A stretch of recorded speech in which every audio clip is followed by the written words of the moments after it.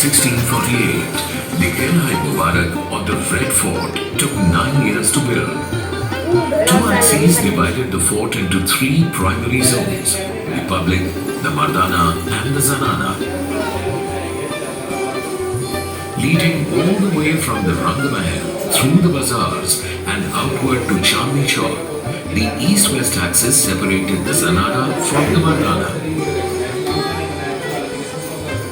The north-south axis that intersected the east-west wall at Diwan-e-Aam separated the royal apartments from the public spaces. The fort was said to have multiple bazaars to cater to the royal household. Of these, the Chatta Bazaar was said to be the grandest. As one exited Chatta Bazaar, across the courtyard lay the official entrance to the fort, the Naubat Khana. The Naubat Khana led into the court of Diwan-e-Aam, or the Hall of Public Audience. This was the court where the citizens could meet the emperor. Official functions and festivals were also celebrated here.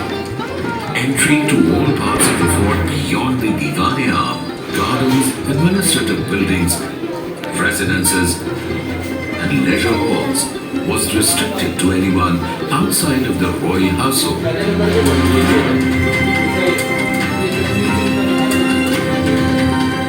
The building right behind the Diwan-e-Aam was the Rangamahal, a place where the emperor and family members enjoyed beautiful dance and song performances.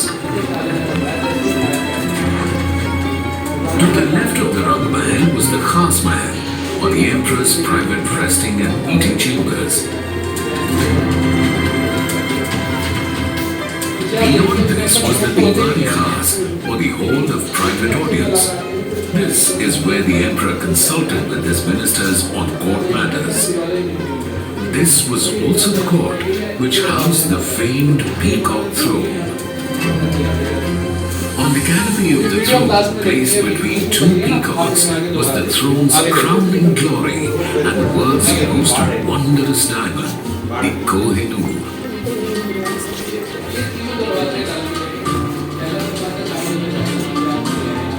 Adjacent to the emperor's residences was the hammam, or bathhouse, for the use of male members of the royal household.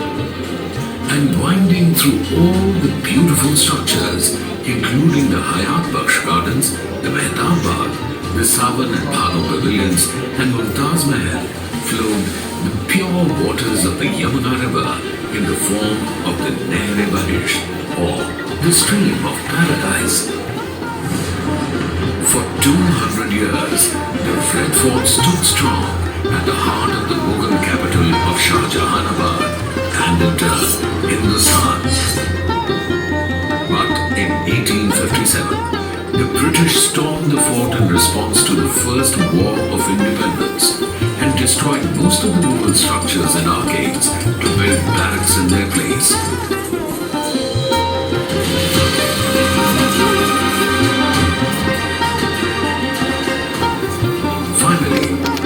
August 15, 1947, the sun rose on a new independent India. On this momentous occasion, the Honorable Prime Minister unfurled the Indian tricolour from the ramparts of the Red Fort for the very first time. Ever since, the Red Fort has stood tall as a symbol of unity in our country, embodying the glory of our past, present, and future.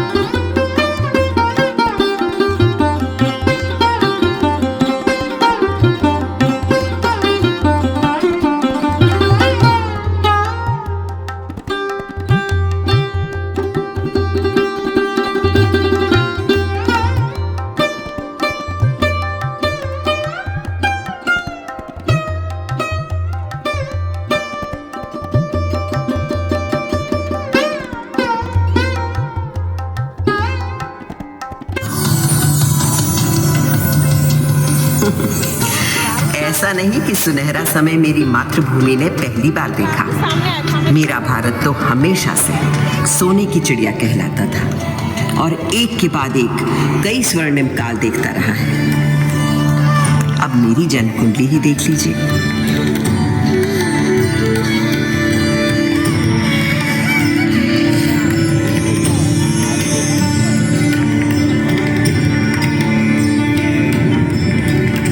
जिस सुनहरे समय में मेरा जन्म हुआ था उस वक्त मेरे आसपास छेनी, हथौड़ी, संग तराशू, पत्थर कटों की ठक ठक ताल थी और संत कवियों के शहद से सुर उस रसधार को बहाने वाले पूरे भारत भर से अनेकों कवि थे। इन भक्त कवियों में कोई हिंदू था, कोई मुसलमान, कोई सूफी, कोई शाक्त, कोई शैव, कोई वैष्णव। सबके आराध्य अलग अलग थे, भाषा अलग, पर सबकी भक्ति में एक ही परमात्मा, एक ही ब्रह्म, एक ही ओंकार के दर्शन सारे देश को हो रहे थे।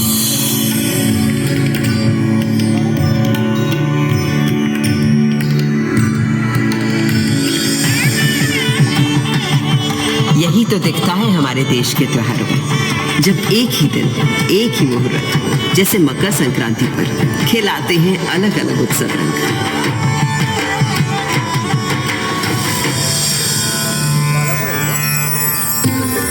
इस लाल किले को बनवाया था मुगल शहंशाह शाहजहां ने। बलुए पत्थरों से मुझे गढ़ा गया था और इस मजबूती से कि 400 साल बाद आज भी मुझे हिलाना नामुमकिन है।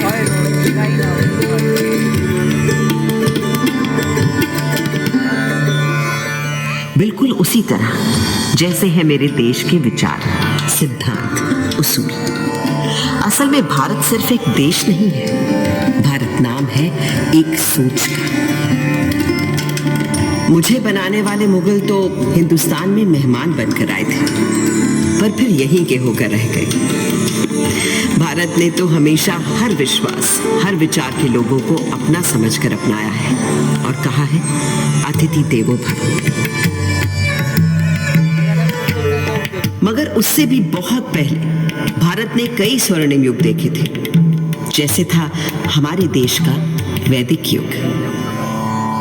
सरित सरस्वती नदी के तीर बैठे जब ऋषि मुनि गंभीर, समिधा अग्नि आहुति और यज्ञ तपस्या कर हुए सब प्रज्ञ, रचने लगे वो वेद पुराण ऋग अथर्व यजुर और साम, शोध किए सब जीवन तत्व, खोज निकला प्रकृति का सत्व, जीवात्मा परमात्मा है एक, माया भ्रम से लगे अनेक, आत्मा अजर अमर अछेद, अनादि अनंत अखंड अभेद।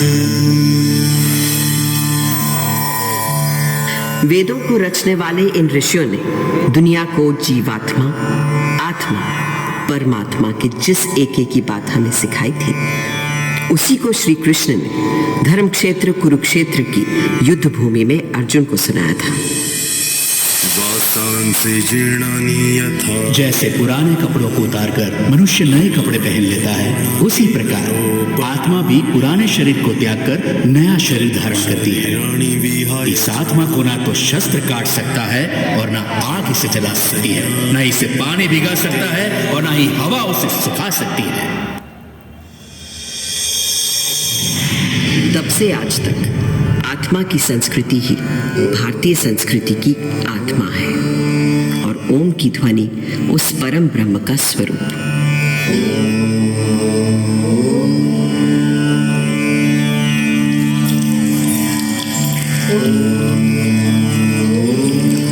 आज सरस्वती भले ही आंखों से ओझल हो गई हो, पर नासा के सर्वेक्षण बताते हैं कि सरस्वती अभी तक जीवित है और अब धरती के भीतर भीतर बहती है।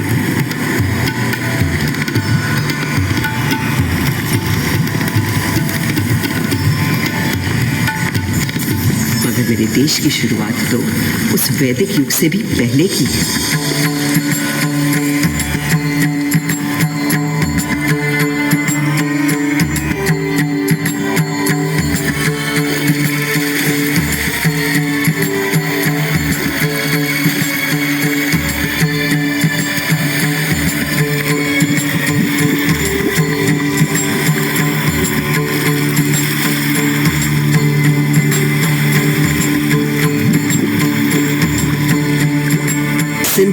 किनारे एक ऐसी सभ्यता उभरी, निखरी, संवरी, जो संसार ने कभी भी कहीं भी नहीं देखी थी। उस वक्त के हमारे शहर थे smart intelligent cities. This was a wonder called India. 5000 साल पहले जो बुनियाद सिंधु सरस्वती सभ्यता के समय डाली गई थी, वो आज भी हमारे भारत का आधार है। संस्कृति का ऐसा अखंड अटूट सिलसिला आपको संसार में कहीं भी नहीं मिलता। हमारा देश नए को अपनाते हुए भी कभी पुराने को नहीं भुलाता। इसीलिए तो कल का भारत आज भी जीवित है और कल भी रहेगा।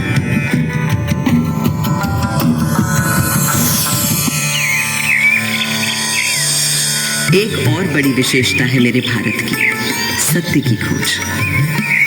भारत नाम का अर्थ ही है भा, यानी प्रकाश, और उसकी खोज में लगा हुआ व्यक्ति। प्रकाश यानी सत्य की खोज में केवल योगी, मुनि, ऋषि ही नहीं, सुख सुविधा में पले बढ़े राजा राजकुमार भी किसी से कम नहीं रहे।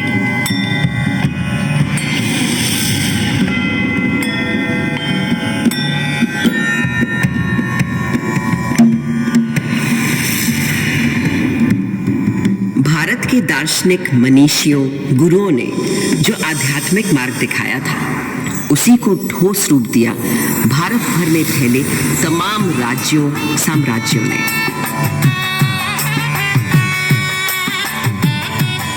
दूसरी तरफ थे हमारे अभूतपूर्व वैज्ञानिक, गणितज्ञ, खगोल शास्त्री और वैद्य। हजारों बरस पहले पृथ्वी की परिधि की सही नाप, मंगल और चंद्र तक का फासला और धरती से सूर्य की बराबर दूरी, सब बिना किसी दूरबीन या उपग्रह का सहारा लिए, केवल अपनी गणित, बीजगणित, ज्यामिति और खगोल ज्ञान से। ये उन्हीं पुरातन खगोल शास्त्रियों से मिले संस्कार कि आज भारत अंतरिक्ष अन्वेषण में एक अग्रणी देश है। सहस्त्राब्दियों पहले कणादि आदि गुरु थे अणु को पहचानने वाले। फिर क्या आश्चर्य कि नई दुनिया में अणु शक्ति को साधने वाले देशों में हम हमेशा आगे रहे हैं। योग में तन से मन और मन से आध्यात्म के योग के सूत्र ढूंढ निकाल रहे थे पतंजलि जैसे ऋषि। और आज 21 जून को पूरा विश्व योग दिवस मनाता है। वहीं विद्वान वैद्य मानव शरीर के छुपे हुए राज और हर बीमारी का इलाज खोज रहे थे। सर्जरी की भी शुरुआत इन वैद्यों ने कर डाली थी और कटे अंगों को जोड़ने के लिए प्लास्टिक सर्जरी की भी।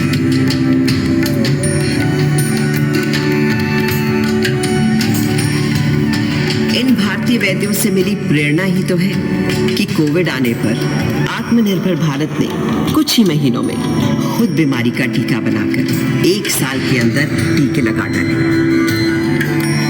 ये दवा हमने दुनिया के और देशों को भी दी, क्योंकि मेरे देश का हमेशा से मानना रहा है वसुधैव कुटुंबकम, सारा संसार हमारा परिवार, वन वर्ल्ड वन फैमिली। तभी से भारत सोने की चिड़िया कहलाता था और यहाँ का बेहतरीन, बेशकीमती, बेमिसाल माल और हिंदुस्तानी हुनर कारीगरी के नमूने दुनिया भर में जाते और लोगों को रिझाते थे। संसार को तमाम सामान ही नहीं, षट दर्शन और 4 धर्म देने वाले भारत पर कई लोगों की बुरी नजर लगी हुई थी। मगर जब भी विदेशी हमलावरों या किसी आतताई ने मेरी मातृभूमि के मूल्यों, धर्म और संस्कृति पर हमला किया, तो माँ की लाज बचाने को मुंह तोड़ जवाब भारत की जाबाजों ने। किसके किसके नाम ले, जैसे जरा याद कीजिए मेरी दिल्ली के पृथ्वीराज चौहान का पराक्रम।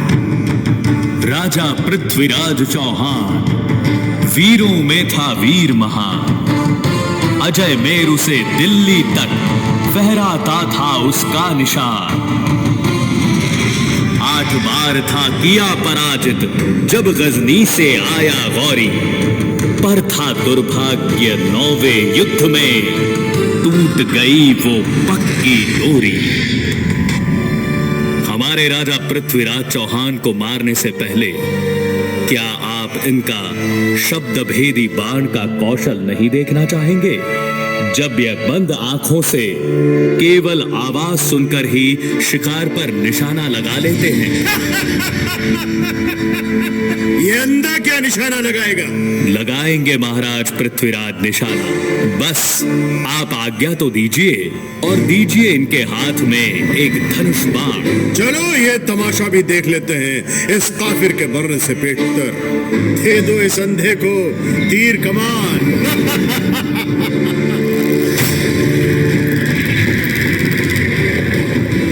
4 बांस 24 गज अंगुल अष्ट प्रमाण, ताऊ पर सुल्तान है मत चूक्यो चौहान।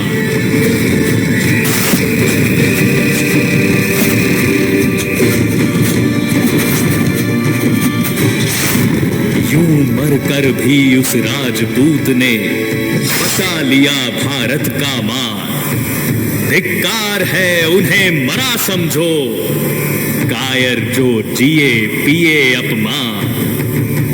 इन वीरों के बलिदानों से ही भारत है आज बना महान। भारत के दुश्मन कभी समझ ही नहीं पाए कि वो हमारे शरीर को घायल कर सकते हैं, मार सकते हैं, पर वो भारत की आत्मा को कभी नहीं मार पाएंगे।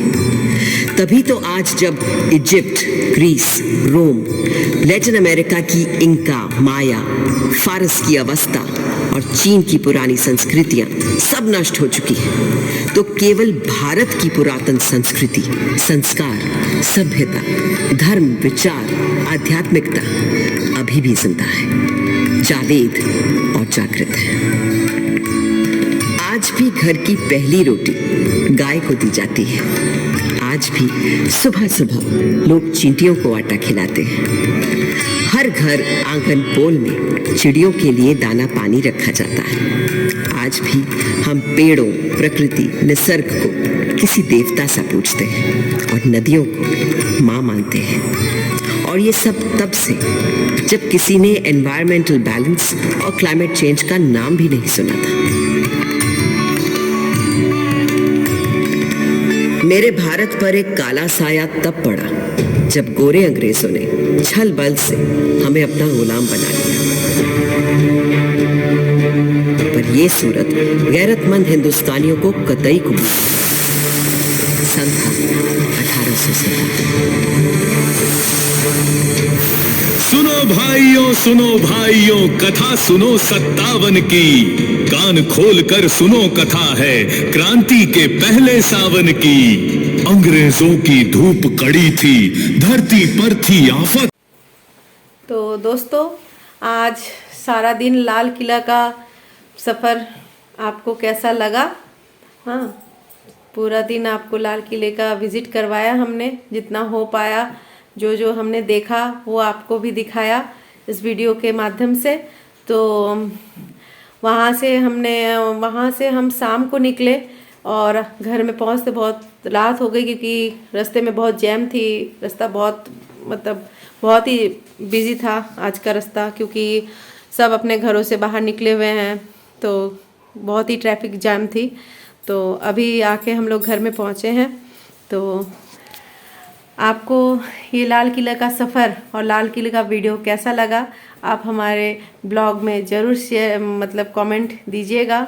अगर आपको अच्छा लगे ज़रूर बोलिएगा, और हमारे इस चैनल को लाइक सब्सक्राइब ज़रूर कीजिएगा, बेल आइकन को ज़रूर प्रेस कीजिएगा दोस्तों। और हमारे तरफ से आप सब जितने भी हैं, सब हमारे दोस्त भाइयों बहनों दोस्तों, जितने भी बड़े गुरुजन, सबको हमारे तरफ से न्यू ईयर की हार्दिक शुभेच्छा। और ये जो नया साल है 2024, जो नया साल हमारा आ गया 2024, तो भगवान से यही प्रार्थना करती हूँ हर किसी के लिए ये नया साल बहुत मंगलमय और शुभ हो। हाँ, मंगलमय और शुभ हो, सब कोई अच्छे रहे इस 2024 में, सबका अच्छा सा सफ़र कटे ये 2024। और इनका जो भी विशेष है 2024 में, जिनकी जो भी विशेष है वो सबकी विशेष भी इस 2024 में पूरी हो। हाँ, और ये 2024 का सफ़र अच्छा से सब काटे। तो दोस्तों, अभी इस वीडियो को, ब्लॉग को मैं यही समाप्त करती हूँ और आशा करती हूँ कि आपको ये वीडियो अच्छा लगे, ये ब्लॉग अच्छा लगे तो ज़रूर हमें बताइएगा और हमारे चैनल को ज़रूर सब्सक्राइब कीजिएगा। और दोस्तों, हमारे वीडियो के साथ, ब्लॉग के साथ, हमारे चैनल के साथ ज़रूर बने रहिएगा। तो मैं भी अपने इस सफ़र को आगे और बढ़ाते रहूँगी और आपके लिए नए नए वीडियो को भी लाते रहूँगी, ताकि आपको भी अच्छा लगे। और किसी को भी अगर हमारे वीडियो में कुछ नया मतलब देखने का इच्छा है, कहीं ऐसा जगह जो मैं दिखा पाऊँ आपको जाके, तो वैसे जगह का ज़रूर जिक्र कीजिएगा, तो मैं दिखाने का पूरा कोशिश करूँगी। हाँ, तो ओके दोस्तों, bye till then, now next blog, bye.